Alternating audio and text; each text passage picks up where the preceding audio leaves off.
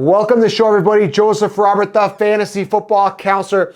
In this video, we're talking about fantasy football bounce back running backs. Yes, 2020 fantasy football bounce back running backs, meaning these guys were pretty good at a time, and now 2020 has opened up a new door, and it's time for them to, yes, bounce back. Big episode here. I've got three names that I really want to focus on, and three honorable mentions of guys that could have a really good 2020 season based on their current situation. Big episode, guys. Let's get to it.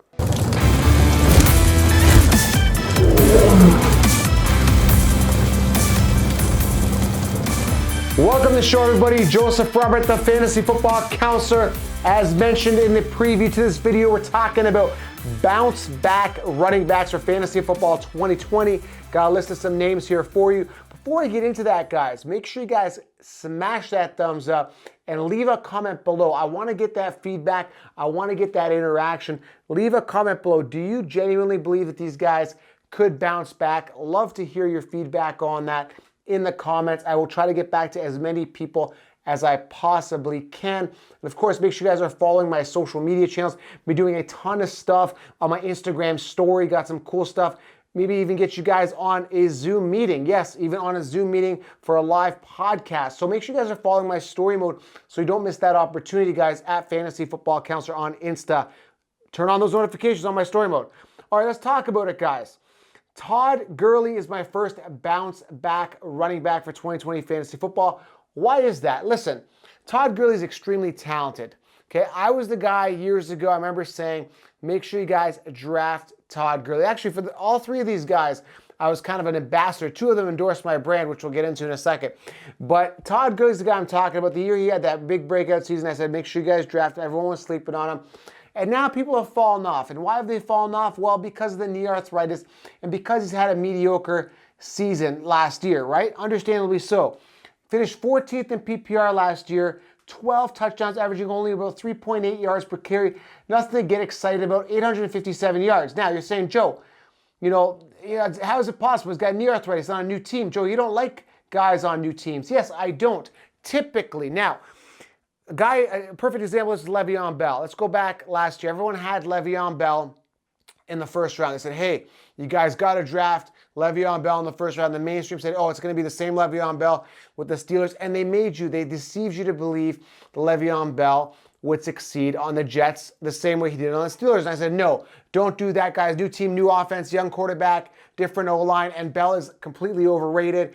And I keep saying this story, but D'Angelo Williams and James Conner performed the same way that Le'Veon Bell did when they were on the Steelers. So Le'Veon Bell was a product of that team.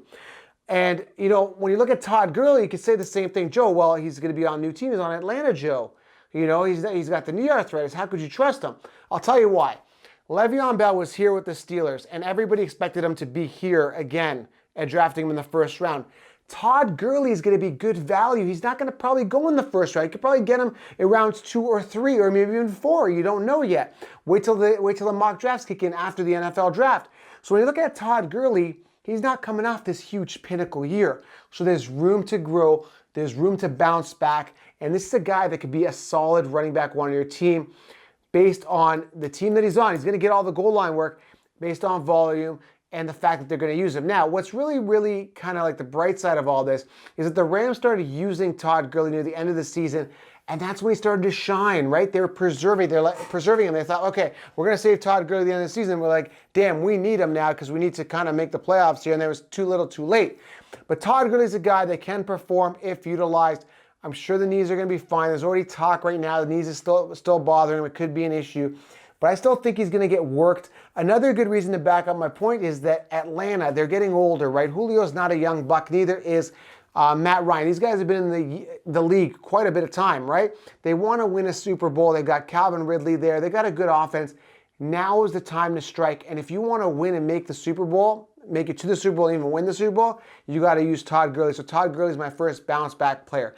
Ton of insight there for you guys. Second one here. David Johnson. Listen, David Johnson, what a rough year. You've seen me talk about this in my other videos. Let's be honest. Kingsbury screwed him. It's just the fact of the matter. It is what it is. Now he's on Houston in a big trade here with DeAndre. A lot of people thinking Houston lost. I think Houston won. Again, I'm the only one who probably thinks this because now they've got a top 5 running back. Now, a lot of people are saying, Joey's not a top 5 running back. I'm going to go ahead and say, yes, he is. Still young, dynamic, and he's got really good work ethic. And he's got something to prove this year because, again, everybody making fun of him with the trade, saying Hopkins is so much better. This was a waste of time. Brian O'Brien's a terrible coach. What a terrible decision. So understand, David Johnson, he's hearing it from everywhere, right? And he got rejected on the Arizona Cardinals for a guy who's not as good as him, right? Kenyon Drake, who's come in from Miami, who years to wow us and we weren't wowed. So David Johnson's got an opportunity to succeed significantly. Now that they don't have a receiver, we're going to have to see what happens after the NFL draft. This was recorded just before the NFL draft. You got to see what they do with the receiving situation because David Johnson could line up as a receiver, get a ton of PPR points. Now, Hyde last year, who sucks, I've been saying Hyde sucks for years, had over 1,000, he had 1,070 yards, guys, over 1,000 rushing yards, 245 attempts, and 6 touchdowns. 153 fantasy points. Nothing exciting, but David Johnson's so much better. David Johnson can run more. David Johnson's stronger. David Johnson will get more than 6 touchdowns, and he'll be utilized in the passing game. So I'm really excited for David Johnson not only bounce back, but finish easily in the top 10 if given the volume. So that's somebody to watch, okay? That's my second bounce back player.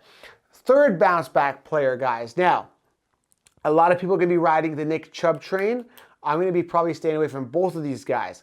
But the guy I got coming in here as my third bounce back player, and I got some honorable mentions here after this guy, but it's Kareem Hunt. Listen, Kareem Hunt didn't play till week 10 of 2019 season.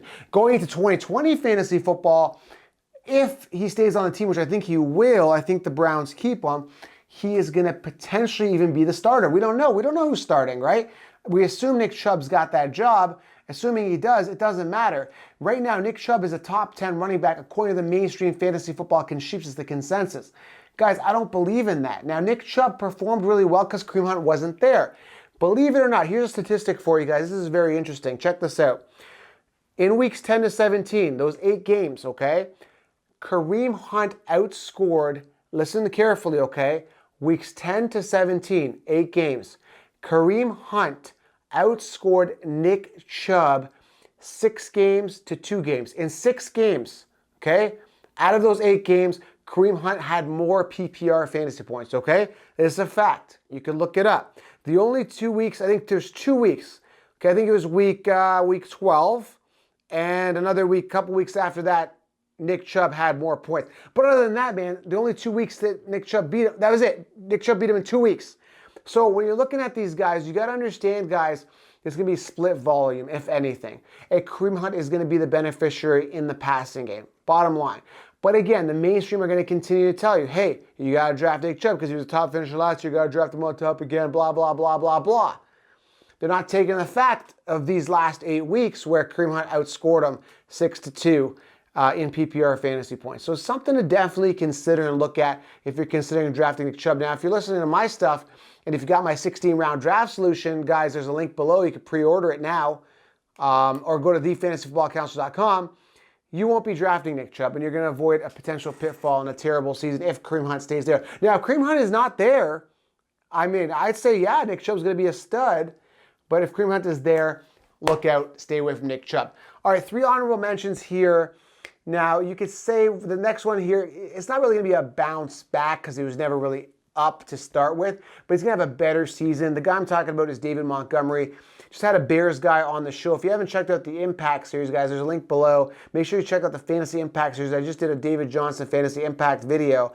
3.7 yards per carry on 242 attempts, 889 yards. Listen, if he just even ups that 3.7 yards per carry to like 4.2, 4.3, he's going to get a lot more yardage. He's going to crack over the 1,000 rushing yards.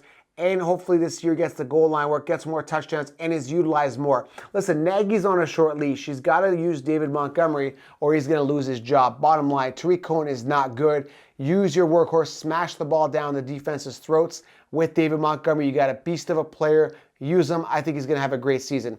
Two other guys that could bounce back. Now, I may not be drafting these guys, but they should have better seasons for obvious reasons because they didn't have good seasons at all last year. And these guys were top 10 potential guys here. But Melvin Gordon and James Conner, both these guys could perform, but again, questions and concerns for both situations. Melvin Gordon now joining a committee with Philip Lindsay and Royce Freeman. Lindsay, who I'm not excited about, he's just an average player, came out and said that he wants the starting job. He's going to be fighting for it. Yeah, whatever. But either way, I think it's going to be a bit of a committee there for Melvin Gordon. I know the Broncos want to go with a workhorse running back, but haven't found one. That's why they don't believe in Philip Lindsay and Royce. So the opportunity, if Melvin Gordon shines, could be the workhorse. The other guys could be pushed to the side. So there's definitely going to be a bounce back. I mean, last year he only played 12 games for 612 yards, 3.8 yards per carry. That's nothing, right? With Eckler there was a mess. I think he was a little banged up. Listen, Melvin Gordon is going to have a better year, okay, this year. Now, James Conner, again, injury is a bit of a concern. Played 10 games last year.